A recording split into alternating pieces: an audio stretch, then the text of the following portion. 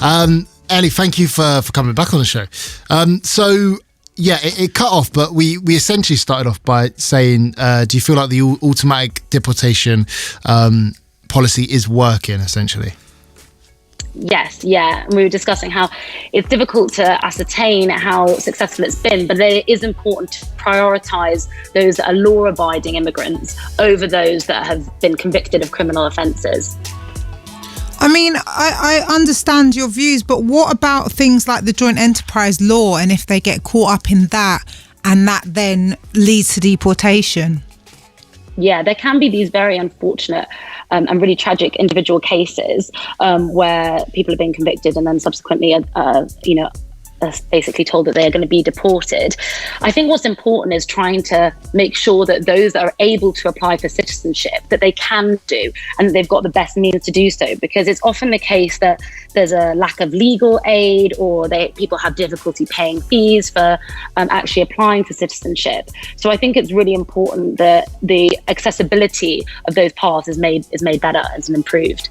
Yeah, because I know for a child it's £1,012 and for an adult it's £1,330.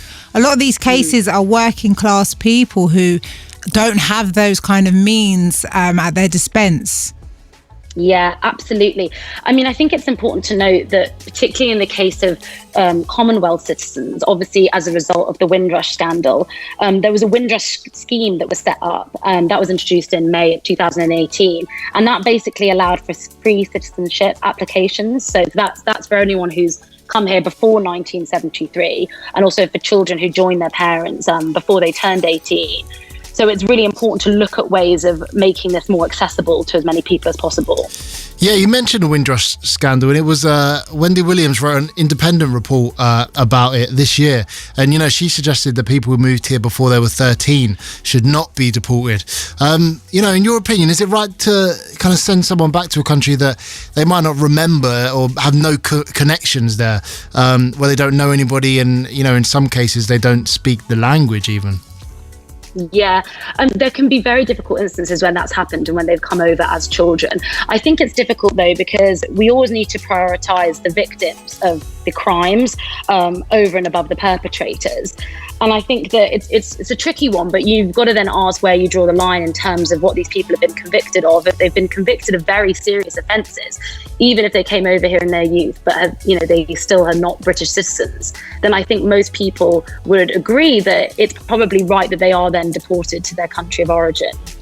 But some people would say this is a double punishment because they're in prison and then deportation, whereas a prison with citizenship would only have prison and then be rehabilitated, and deportation doesn't solve the problem of why they committed the crime in the first place. Yeah.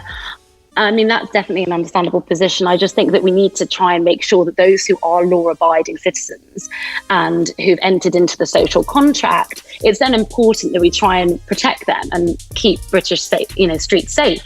And so I think that in those cases when they haven't applied for citizenship, they are going to then have to be deported, as that is the law as it stands. And it's there in order to make sure there's British people are kept safe and British citizens are kept safe.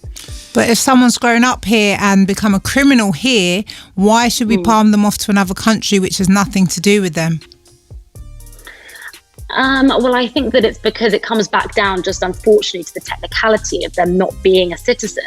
They still are foreign nationals. So while there may be a myriad of reasons for why they haven't chosen to apply for citizenship or gone through that process, I think that we have to create a situation where, the means are accessible to apply for citizenship, and then obviously they would get treated like every other British citizen.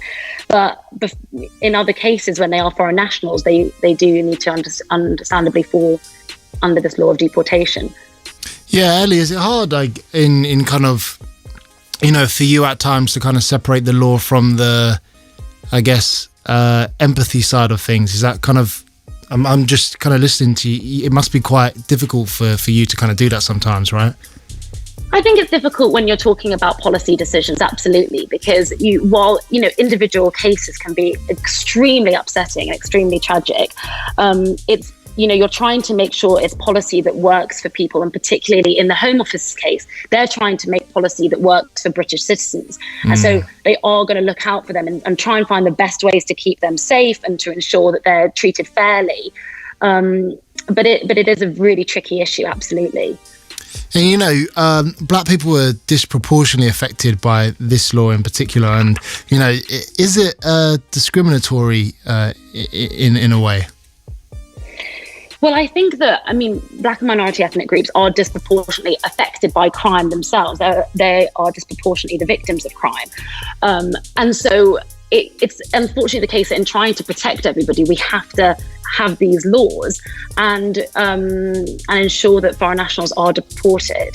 So it's not really a question of if it's systemic racism, it's more about the criminality that should be the focus in this debate. Right. Ellie, thank you so much for your time tonight. We really appreciate that. Thanks for answering all the questions as well. Thank you. Absolutely. Thank you so much. Thank you.